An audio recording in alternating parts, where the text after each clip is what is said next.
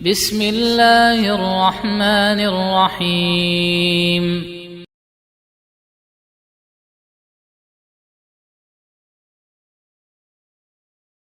Bagaimana caranya agar kita mendapatkan ampunan di bulan yang penuh berkah ini? Ada 5 syaratnya. Syarat yang pertama sampai ketiga dijelaskan dalam hadis Bukhari dan Muslim dari sahabat yang mulia Abu Hurairah radhiyallahu anhu.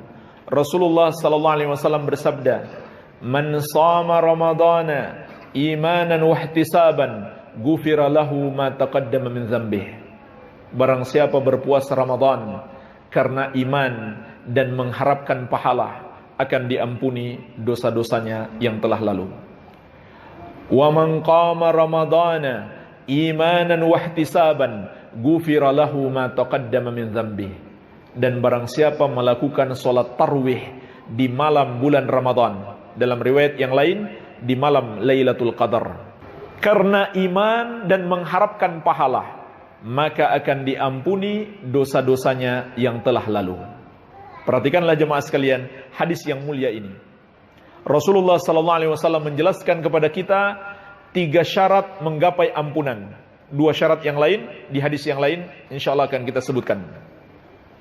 Syarat yang pertama harus beramal. Apakah amalan yang sifatnya umum, yang berlaku di luar bulan Ramadan maupun di dalam bulan Ramadan? Dan amalan nomor 1 adalah tauhid, yang kedua adalah sholat. Maka dari itu, orang yang berpuasa tapi tidak sholat, tidak ada gunanya dia berpuasa. Kenapa? Karena meninggalkan sholat adalah kekafiran. Rasulullah sallallahu alaihi wasallam bersabda, "Al-ahdu alladhi bainana wa bainahumus shalah, faman tarakaha faqad kafar." Perjanjian antara kami dengan mereka adalah sholat. Barang siapa meninggalkan sholat, maka dia kafir. Kemudian amalan yang khusus di bulan ini, yaitu puasa dan sholat tarwih, dan amalan-amalan lain yang dianjurkan di bulan ini, seperti membaca Al-Quranul Karim, memperbanyak sedekah, terutama memberi makan kepada orang yang berpuasa. Maksudnya untuk makan sahur dan makan berbuka. Syarat yang kedua, amalan itu dibangun di atas dasar imanan, dilakukan berdasarkan iman, yaitu mengimani semua yang Allah wajibkan untuk diimani, terutama iman kepada Allah, yaitu mengimani Allah sebagai Rabb, sebagai Rabb yang menciptakan, yang menguasai dan mengatur seluruh makhluk, pemilik nama-nama yang maha indah dan sifat-sifat yang maha mulia, dan sebagai satu-satunya yang pantas disembah, yang terkandung dalam kalimat La ilaha illallah. Tidak ada yang berhak disembah kecuali Allah, serta mengimani semua yang Allah wajibkan untuk diimani, termasuk mengimani syariat puasa dan sholat tarawih, serta menjauhi dosa-dosa yang bisa membatalkan keimanan. Karena kalau iman batal, maka tidak mungkin kita mendapatkan ampunan Allah.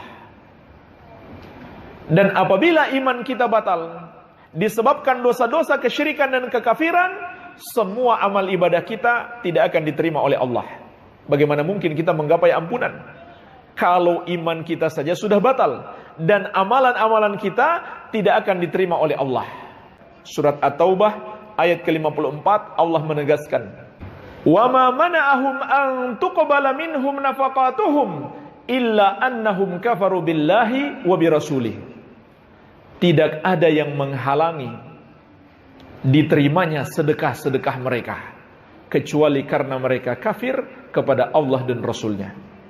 Jadi kalau ada orang yang kafir kepada Allah atau kepada Rasulnya, mau bersedekah 1 triliun, tidak diterima oleh Allah Azza wa Jalla. Mau beramal sebanyak apapun, tidak diterima oleh Allah. Kenapa? Ada penghalangnya, yaitu dosa kekafiran yang dia kerjakan. Bahkan orang yang tadinya beriman lalu dia melakukan dosa kesyirikan ataupun kekafiran, semua amalannya menjadi batal, terhapus. Bagaimana mungkin dia mendapatkan ampunan? Amalannya terhapus.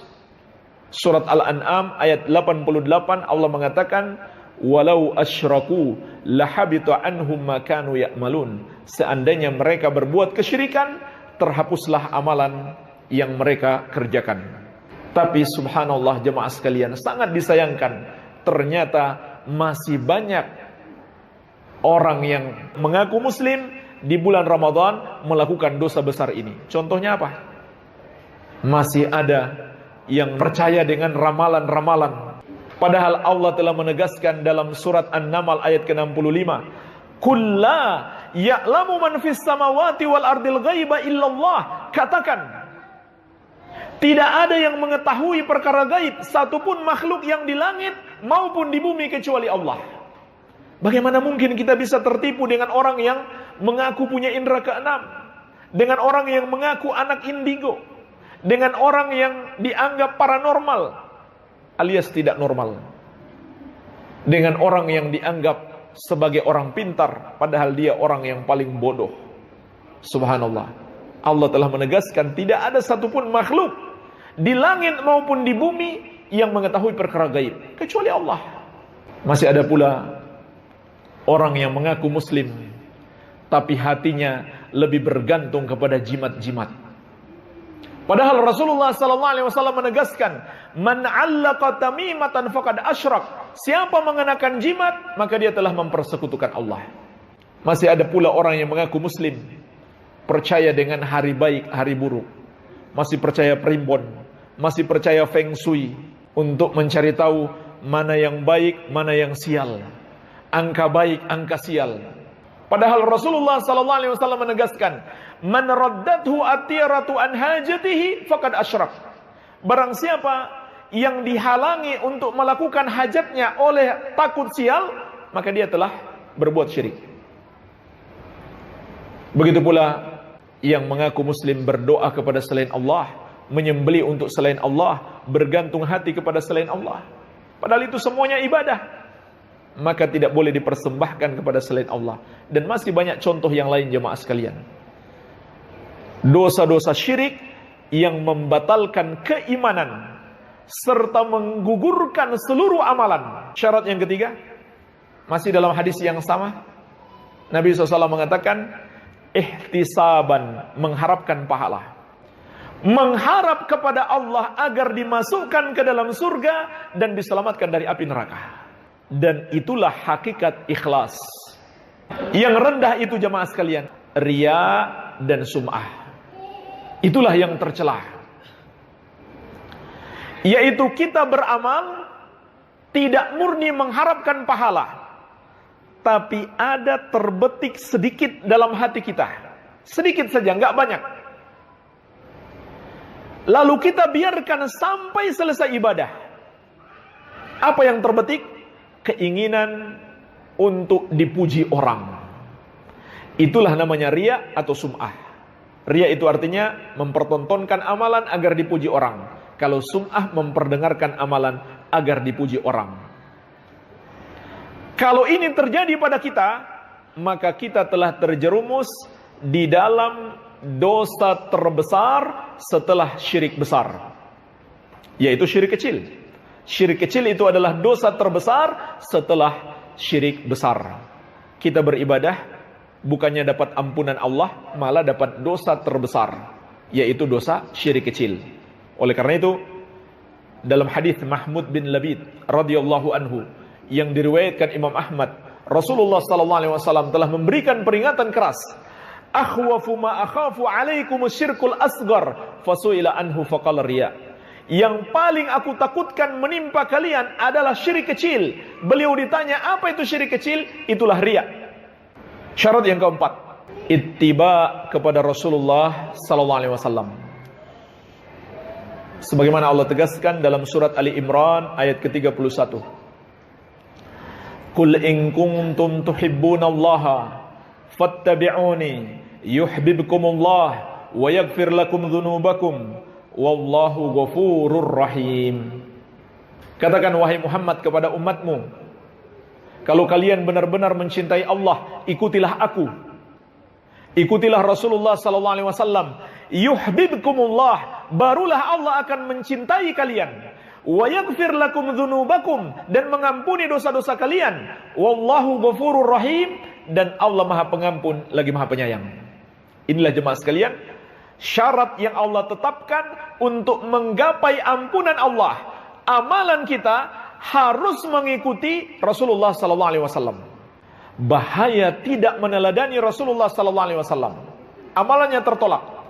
Sebagaimana juga dalam hadis riwayat Muslim dari Ummul Mukminin Aisyah radhiyallahu anha, Nabi sallallahu alaihi wasallam menegaskan, "Man amila amalan laisa alaihi amruna fahuwa raddun." Barang siapa mengerjakan satu amalan tidak ada padanya petunjuk dari kami, amalan tersebut tertolak. Bagaimana mungkin dia mendapatkan ampunan? Amalannya saja tertolak. Bukan hanya tertolak, dia pun mendapatkan dosa. Syarat yang kelima adalah menjauhi dosa-dosa besar. Sebagaimana hadis riwayat Muslim dari Abu Hurairah radhiyallahu anhu, Rasulullah sallallahu alaihi wasallam bersabda, "As-salawatul khams wal jum'atu ilal jum'ah wa ramadan ila ramadan mukaffiratun lima bainahunna idza jutunibatil kaba'ir." Salat yang 5 waktu. Salat Jumat sampai Jumat berikutnya. Dan puasa Ramadan sampai Ramadan tahun berikutnya. Semua amalan-amalan itu, kata Nabi sallallahu alaihi wasallam, adalah penghapus-penghapus dosa yang dilakukan seseorang di antara waktu-waktu tersebut, tapi dengan syarat idza jutunibatil kaba'ir, apabila dosa-dosa besar dijauhi. Bagaimana cara menjauhi dosa besar? Yang belum dikerjakan jangan dikerjakan dan jangan mendekat.